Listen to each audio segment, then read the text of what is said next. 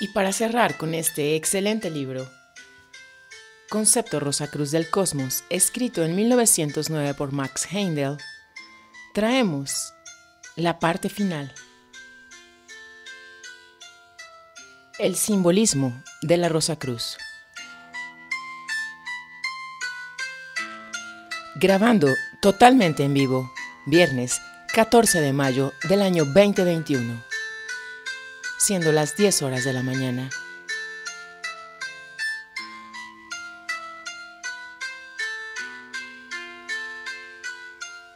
Gracias, caminante, por tu compañía.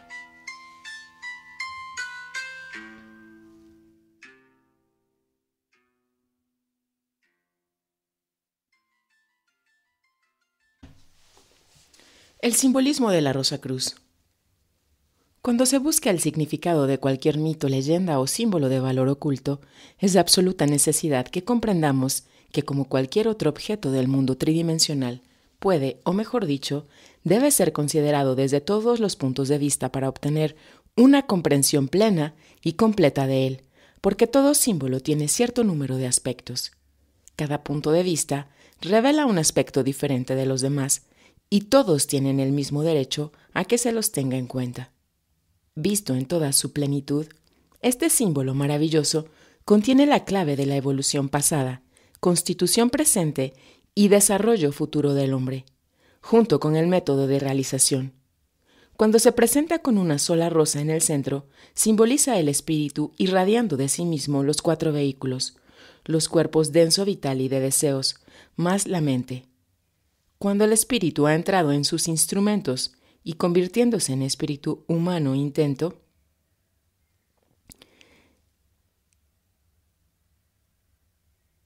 hubo un tiempo en el que no se había alcanzado aún ese estado, cuando el triple espíritu estaba fuera de sus vehículos y no podía aún entrar en ellos. Entonces la cruz se erguía sola, sin la rosa, simbolizando las condiciones que prevalecieron en el primer tercio de la Atlántida. Todavía hubo un tiempo en el que el madero superior de la cruz faltaba y la constitución del hombre se representaba por la Tau, T. Esto era en tiempos de la Lemuria, cuando el hombre solo tenía los cuerpos denso, vital y de deseos, faltando la mente. Entonces, la naturaleza animal era la que predominaba. El hombre gratificaba sus deseos sin reserva. Anteriormente, aún en la época hiperbórea, el hombre solo poseía los cuerpos denso y vital, faltando el de deseos. Entonces, el hombre naciente era análogo a las plantas, casto y sin deseos. En ese tiempo su constitución no podía representarse por una cruz, y por lo tanto se le simbolizaba por la columna. Este símbolo ha sido considerado fálico, emblema del libertinaje del pueblo que lo adoraba.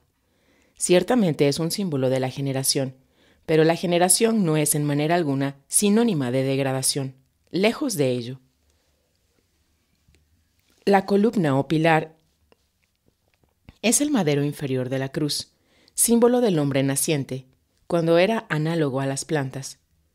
La planta es inconsciente de toda pasión, pura, tan casta que, apropiadamente comprendido, es un modelo para la decaída y apasionada humanidad, la que debía adorarla como cuando se les dio a las razas primitivas con ese objeto.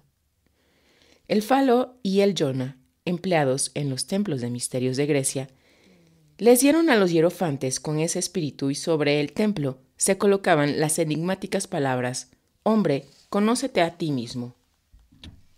Las que sí se comprenden son sinónimas de la Rosacruz, porque muestran las razones de la caída del hombre en el deseo, en la pasión y en el pecado, y da la clave de su liberación de la misma manera que las rosas que están sobre la cruz indican el sendero de su liberación. La planta es inocente, pero no virtuosa. No tiene ni deseos ni elección. El hombre tiene ambas cosas. Puede seguir sus deseos o no, como quiera, para que aprenda a ser el señor de sí mismo.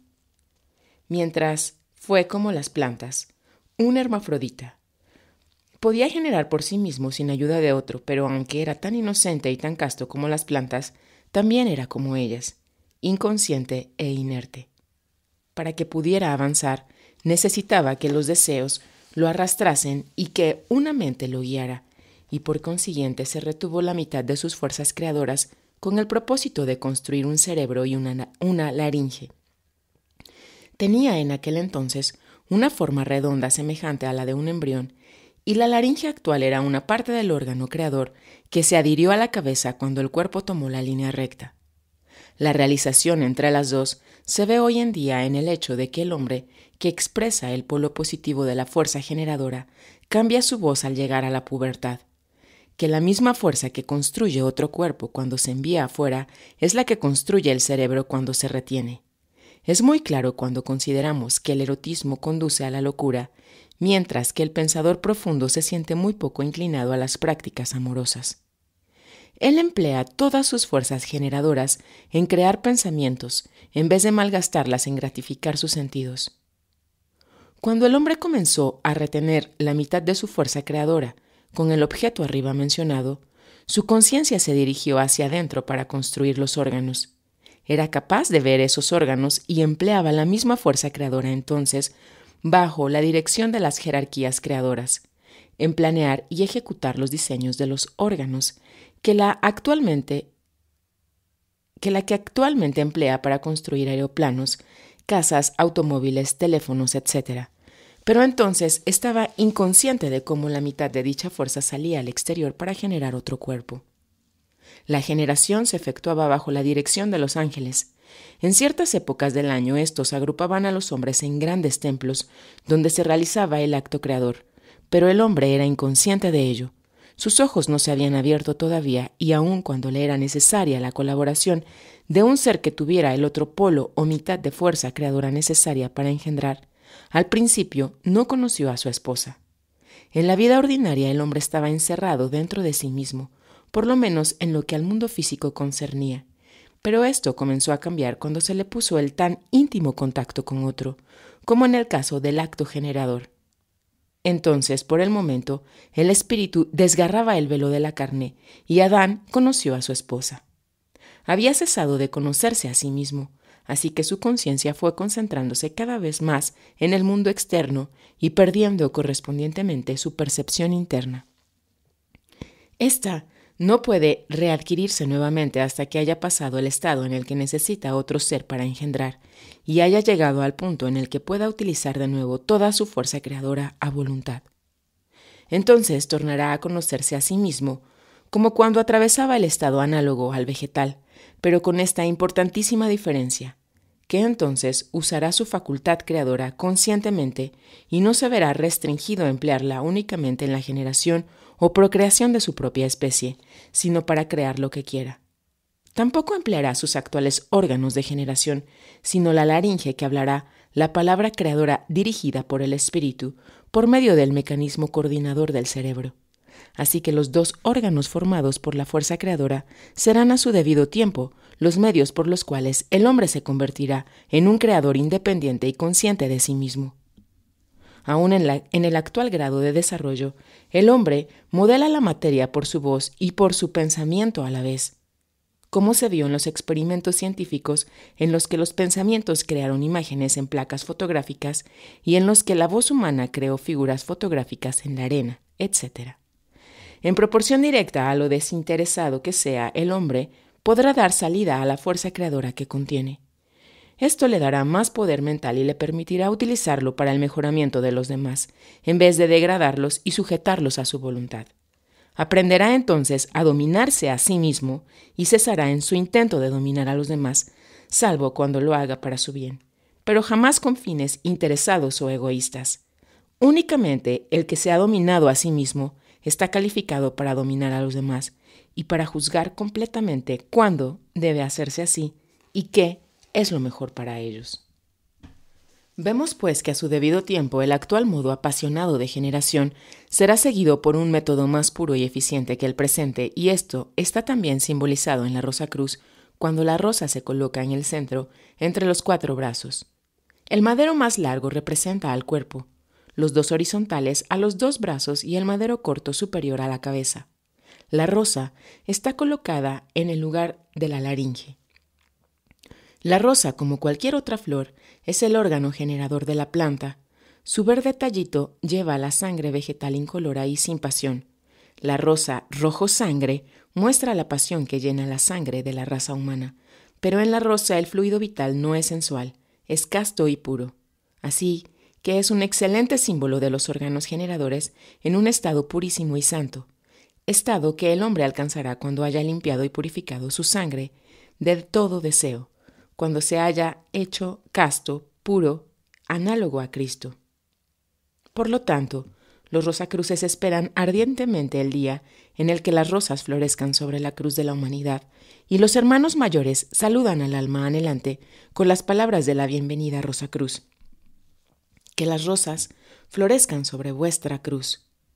Por consiguiente, este saludo se emplea en las reuniones de las fraternidades locales por el lector, quien lo dirige a la asamblea de los estudiantes, probacionistas y discípulos, quienes responden al saludo diciendo: y sobre la vuestra también.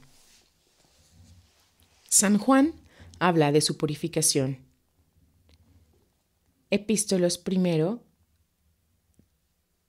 del 3 al 9, y dice que en aquel que nace de Dios no puede pecar, porque guarda dentro de él su semilla. Es una necesidad absoluta para progresar que el aspirante sea casto. Debe tenerse muy presente que la castidad absoluta no se le exige al hombre hasta que ha alcanzado la preparación necesaria para las grandes iniciaciones, y que es un deber que tenemos para con el todo el perpetuar la raza.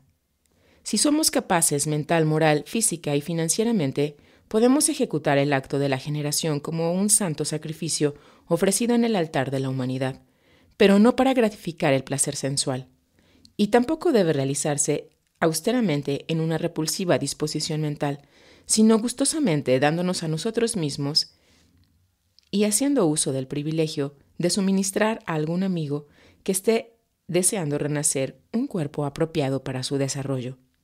De esta manera, también lo ayudaremos a que florezcan las rosas sobre su cruz.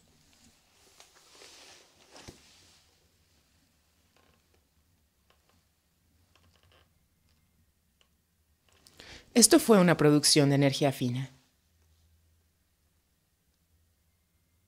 Hasta un nuevo encuentro.